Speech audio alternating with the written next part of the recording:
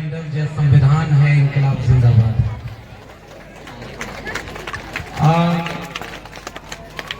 मुझे जैसा पता चला कि सुबह 10 बजे से ये बच्चे बैठे हुए, कितने बजे आए थे?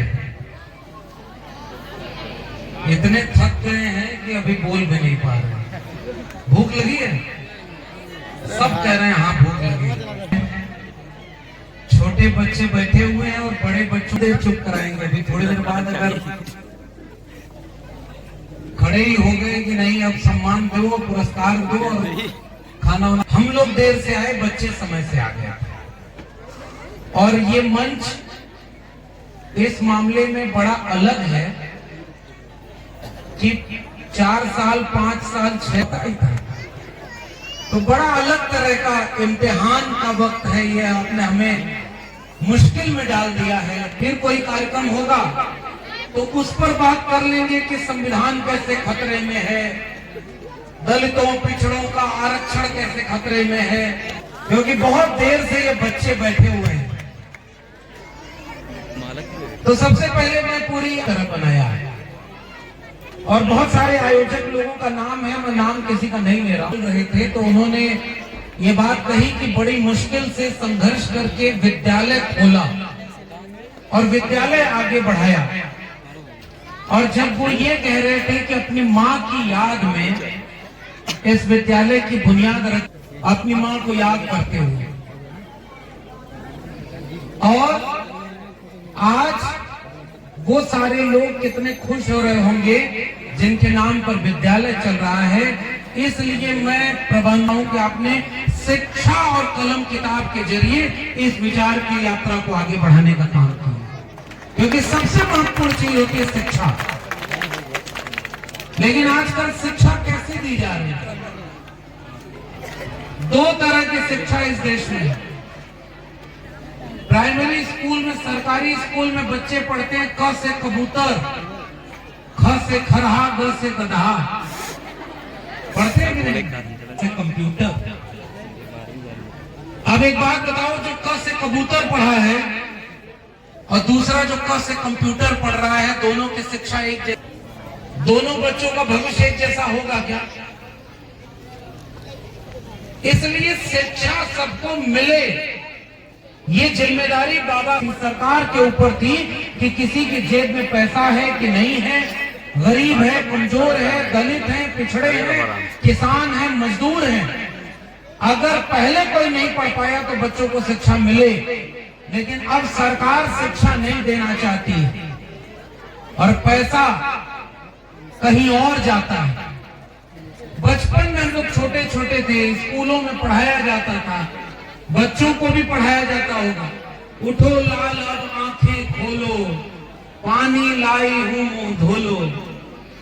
अब जितनी लड़कियां हैं यहाँ, मैं उनको, महिलाओं को एक सवाल पूछता हूँ, शिक्षा में भी कैसे केवल पुरुष को कहा जा रहा है उठो लाल अब आंखें खोलो?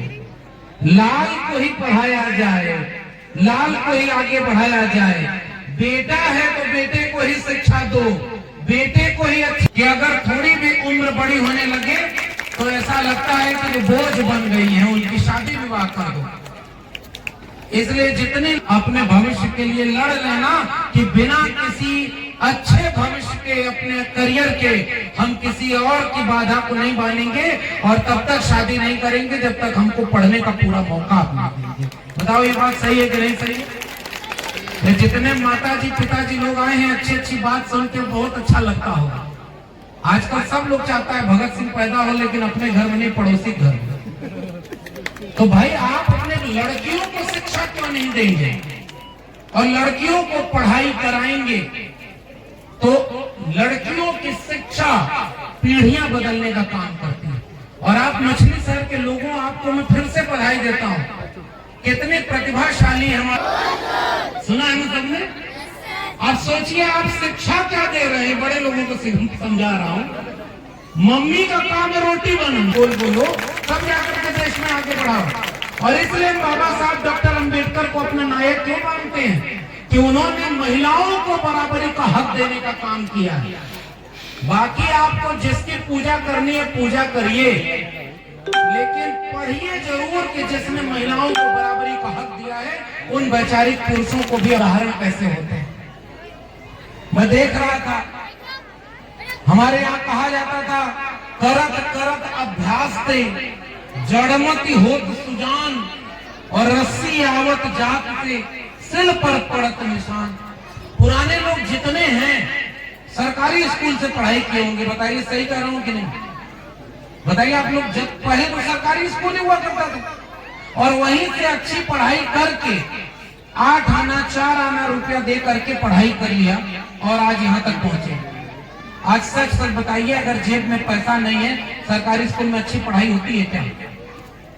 गरीब कमजोर के बच्चे वहां जाते हैं, और जो भी अगर 2 रुपया बचाता है तो क्यों कोई नहीं चाहेगा कि उसके बच्चों को अच्छी शिक्षा मिले, तो अच्छे स्कूल में अपने बच्चों को भेजता है। ये बंटवारा जो हो रहा है, इसकी वजह से एक खतरा पैदा हो गया है। कौन डीएम बनेगा, कौन एसपी बनेगा, कौन जज बनेगा, कौन वकील बनेगा। गरीब के घर में अगर कोई बच्चा पैदा हो गया तो ये मुश्किल हो गई है कि वो यहाँ से निकल करके दिल्ली विश्वविद्यालय और जवाहरलाल नेहरू विश्वविद्यालय कैसे पहुंचेगा। तो जौनपुर के लोगों, जरा खोजो आपके बच्चे कहाँ हैं और कहाँ जाएंगे। इसके लिए पढ़ाई सबसे जरूरी चीज होती है। शिक्षा के बिना कोई मुक्ति नहीं मिलेगी। शिक्षा समझदारी देती है, शिक्षा चेतना देती है। मैं बहुत वक्त नहीं लूंगा, क्योंकि जगत के नाम पर, पाखंड अंधविश्वास के नाम पर दान